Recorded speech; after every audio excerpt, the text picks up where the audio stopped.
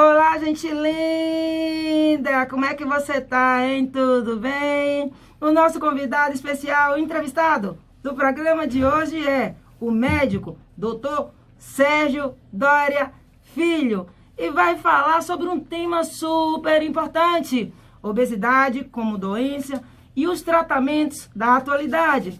Tem uma trajetória profissional excelente, né? E vamos ao resumo assim do seu currículo, gente linda. Doutor Sérgio, ele tem assim uma trajetória, ele já trabalha nessa área há bastante tempo também, né, doutor? Né, nas áreas de terapia intensiva e medicina crítica e também nutriologia e metabologia também, gente.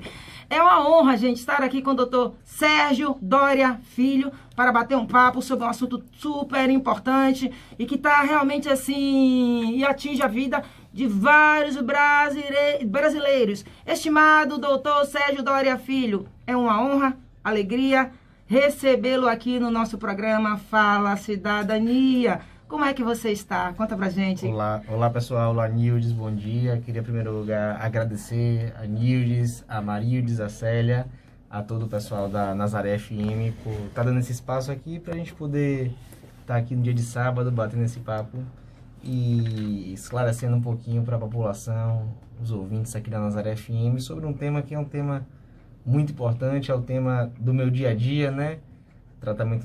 Principalmente tratamento da obesidade, e sempre ficam algumas dúvidas que as pessoas têm, algumas coisas a serem esclarecidas, então a gente vai estar aqui com o microfone aberto para poder estar esclarecendo o que der para fazer aqui, né? É isso aí, doutor Sérgio. Apesar de muitas vezes a principal motivação para alguém emagrecer ser estética, mas a razão lógica deveria ser perder peso para conseguir resgatar a sua saúde. Dr. Sérgio Doria, explica pra gente o que é obesidade. Então, Nilson, em conceitos gerais, é considerada obesidade a pessoa que tem um índice de massa corpórea, que é uma medida que nós fazemos levando em conta peso e altura. A gente faz um cálculo e chega a um número. É considerado obesidade grau 1, que é o primeiro nível de obesidade, quando esse número ele é igual a 30. E aí, a partir daí, quanto mais vai subindo, a gente tem a obesidade grau 2, a grau 3 e a obesidade mórbida. Então, são esses graus. Mas um IMC de 25 até 30, ele já é um IMC de sobrepeso. Então, nos já acende um sinal de alerta. Existe uma cultura de dizer que o IMC hoje não é tão importante. Na verdade, para a população geral, ele ainda é o principal cálculo que a gente tem para determinar isso. Então, no geral, é falar isso. A gente faz um cálculo levando em conta o peso e a altura do paciente para entender se ele tem obesidade ou não. É isso aí, gente. A obesidade é considerada pela OMS, Organização Mundial da Saúde, uma doença crônica, ou seja, né, que acarreta problemas ao longo da vida da pessoa, né? Isso, e muitas vezes vem acompanhar esse indivíduo de forma constante, né? Isso, doutor Sérgio, conta pra gente quais os principais malefícios que a obesidade pode trazer. Então, Nilson, foi como você falou, a obesidade é uma doença não tão nova, sempre tivemos pessoas obesas desde o que a gente vê de material de história, desde a Idade Média existe a obesidade. Mas se você for olhar, só pelo Colégio Americano de Medicina, a obesidade só foi reconhecida como doença em 2013. Então, tem pouco tempo de reconhecimento como doença mesmo. E se você for olhar, a obesidade ela é uma doença multifatorial. Ela nos traz uma série de malefícios. O obeso ele tem mais predisposição a desenvolver problemas de coração, problemas de circulação. No geral, ele tem uma predisposição a problemas inflamatórios também, a diabetes, tudo isso por conta da obesidade. Além de, por conta do peso, o fator mecânico influenciar o obeso muitas vezes ter dores de coluna, dores nas articulações em geral. Então, todos esses malefícios são trazidos pela obesidade. Então, ela pode prejudicar o organismo da cabeça aos pés, literalmente aumentando o risco de diversas doenças chamadas de comorbidade, não é isso? Exato. Até levar à morte precoce. Doutor Sérgio Doria Filha, conta pra gente se existe obeso saudável. Não, isso é uma coisa que a gente muitas vezes ouve no consultório. O paciente chega com obesidade grau 2 ali, 1/2, ele fala: ah, doutor, mas meus exames estão todos bem. A gente tem que dizer assim, calma, não é bem assim. Não existe obeso saudável. Por si só, o acúmulo de gordura no abdômen, principalmente, já é predisposição para tudo isso que eu te falei. Além de, a gordura, ela se torna um órgão que libera produto inflamatório no corpo o tempo inteiro. Então, essa história do obeso saudável não existe. Então, gente, fique ligadinho aí, né, nessas orientações médicas, né? Vamos lá. Em 11 de março de 2020, a Covid-19 foi caracterizada pela Organização Mundial da Saúde, OMS, como uma pandemia, uma doença que tem alcance global, que vem gerado assim e acabou gerando a necessidade de isolamento entre as pessoas. Aqui gostaria de deixar meus sentimentos a todas as famílias que foram vítimas dessa terrível doença e perderam os seus entes queridos. Com a exigência de quase 2 anos vivendo em estado excepcional, em que os hospitais tiveram que disponibilizar leitos para os portadores da Covid-19, no qual ainda está impactando a vida de cada um de nós, brasileiros e pessoas. Não é isso? Dr. Sérgio Doria Filho, quais foram os impactos da pandemia para as pessoas que estavam em tratamento contra a obesidade?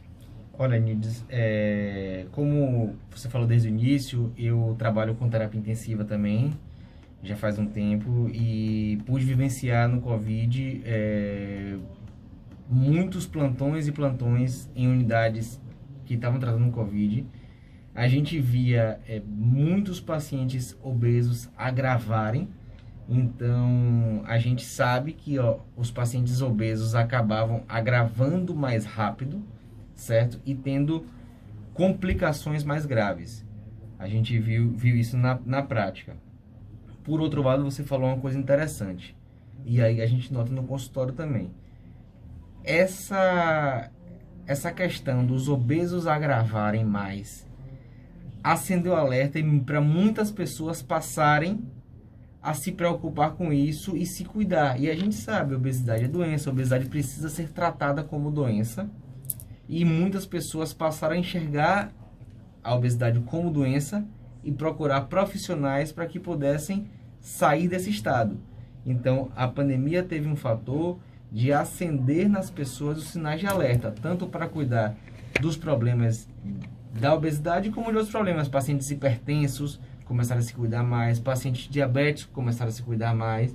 Então, isso foi uma onda que saiu do pós-pandemia, apesar de não termos saído da pandemia ainda, mas já é um reflexo do passar do tempo da pandemia. Claro, né? Gostaria aqui, né, de aproveitar para parabenizá-lo, né? Obrigado. E parabenizar também todos os profissionais da área de saúde, em especial os médicos, os enfermeiros, que estavam na linha de frente, pois ao trabalhar na pandemia, tornou-se assim um desafio muito grande, né?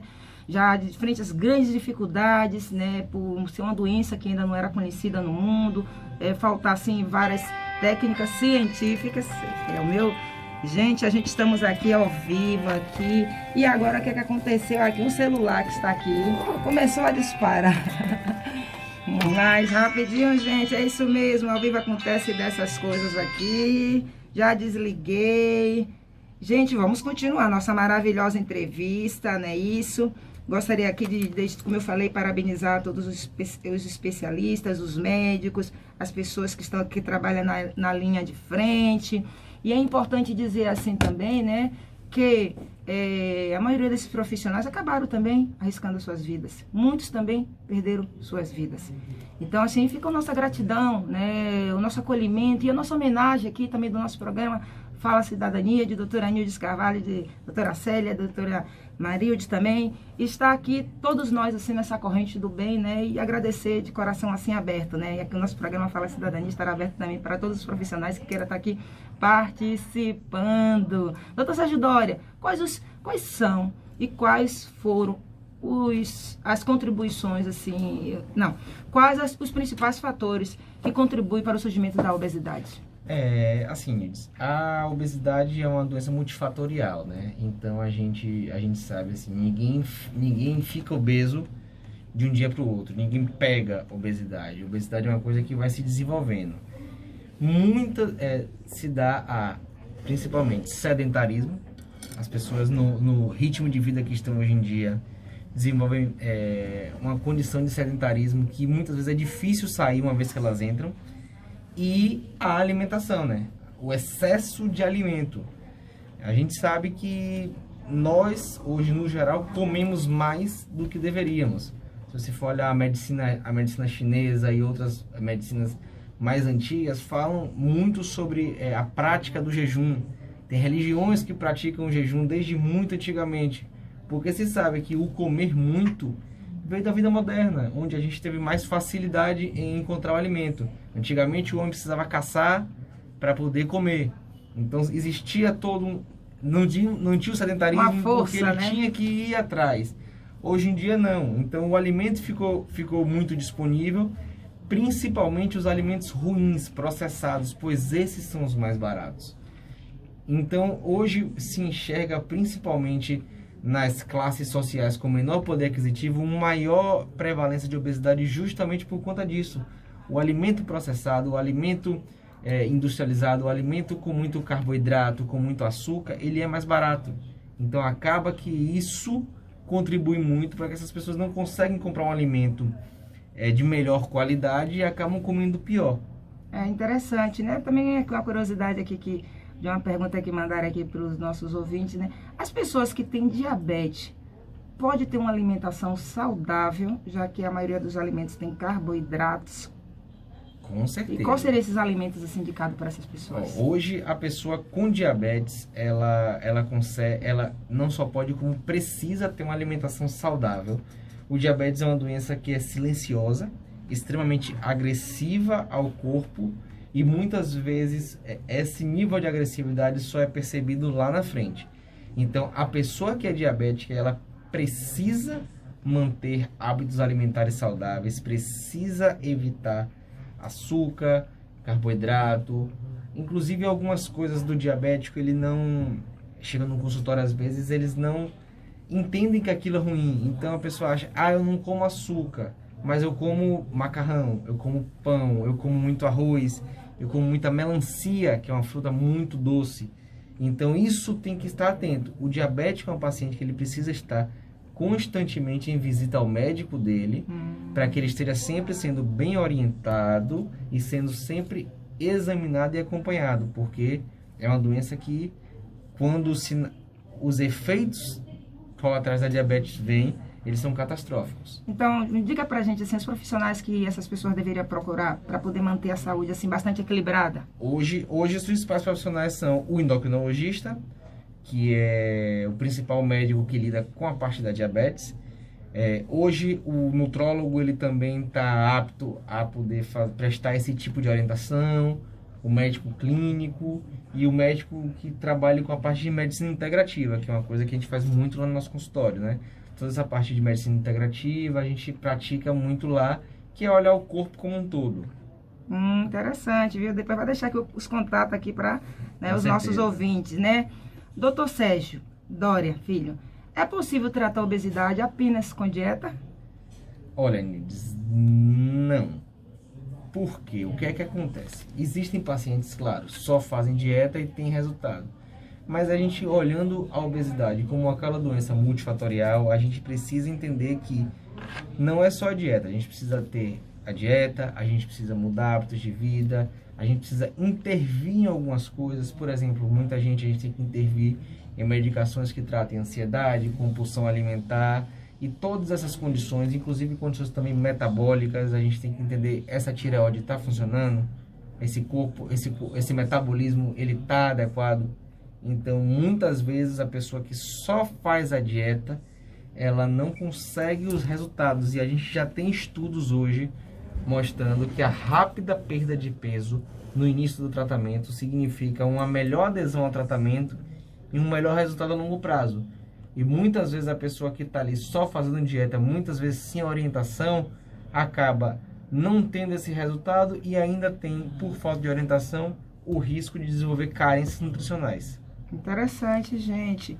Já que a obesidade ela é uma doença, né, uma patologia, assim, poderíamos dizer, e que já foi reconhecida, graças a Deus, como uma doença, é possível buscar o afastamento e a concessão de benefícios previdenciários por obesidade? Olha, hoje existe uma briga muito grande e você como advogada vai poder até falar sobre isso melhor do que eu, que é o seguinte: a obesidade já foi reconhecida como doença, inclusive os tratamentos, tanto o tratamento cirúrgico da obesidade, que é a cirurgia bariátrica, quanto os tratamentos medicamentosos já foram reconhecidos. Nos Estados Unidos eles são reconhecidos, na Europa eles são reconhecidos, e hoje a Associação Brasileira de Nutrologia está fazendo uma consulta pública para que se possa fazer com que o SUS reconheça os tratamentos para obesidade e que eles passem a ser cobertos pelo SUS. Eu já vi pacientes conseguirem, através da justiça, isso, pacientes de plano de saúde, mas os pacientes de SUS ainda não. Então, isso aí eu acho que é uma coisa que ainda vai se desenvolver um entendimento. E isso acaba atrapalhando um pouco o nosso trabalho, porque a gente sabe que um tratamento para obesidade não é uma coisa rápida. Não é uma coisa barato que também, é não. demorada. Então, acaba tendo um custo que muitas vezes a gente precisa que o paciente tenha esse auxílio para conseguir levar adiante. Porque é um tratamento que ele tem que ser continuado. Não adianta eu tratar um mês ou 2 você. Tem que ser uma coisa contínua. Então, isso nos ajudará muito quando isso aí for de fato consolidado. E, gente, que maravilhosa entrevista, né? Com o doutor Sérgio Doria Filho. Mas a gente já está chegando ao finalzinho da nossa entrevista. Vamos para mais uma pergunta. E daqui a pouco para a nossa dica do livro. Vi que aí também indicação do nosso entrevistado. Doutor Sérgio Doria Filho, a cirurgia bariátrica é a única forma de tratamento? Não. Hoje a gente tem visto cada vez mais pacientes conseguirem chegar a resultados satisfatórios sem passar pela cirurgia bariátrica. É claro, tem que ser analisado caso a caso. Por isso que às vezes o paciente manda... eu costumo postar no Instagram algumas coisas sobre o tema. Eu mantenho como um canal até aos pacientes e ao público geral, e pacientes perguntam. E eu sempre falo a mesma coisa. Você precisa ir ao médico, e é um médico, para definir. Tem pacientes que precisam da bariátrica, tem pacientes que podem ser tratados com tratamento medicamentoso, e existem pacientes que vão fazer os dois. A fazer o medicamentoso por um tempo e para depois fazer a bariátrica. Então isso tem que ser muito pesado, mas hoje a bariátrica não é a única opção de tratamento da obesidade. Gente, que super interessante, né? Estamos aqui ao vivo, gente. Doutor Sérgio Doria Filho está no estúdio, viu, gente? Com a gente aqui batendo esse papo. Mas agora vamos ao quadro Dica do Livro. Dica de livro.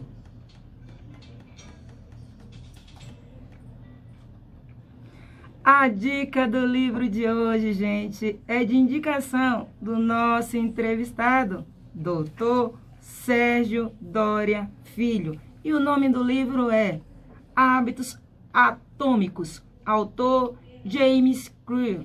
Pode fazer um breve resumo e informar os ouvintes que pode adquirir a obra?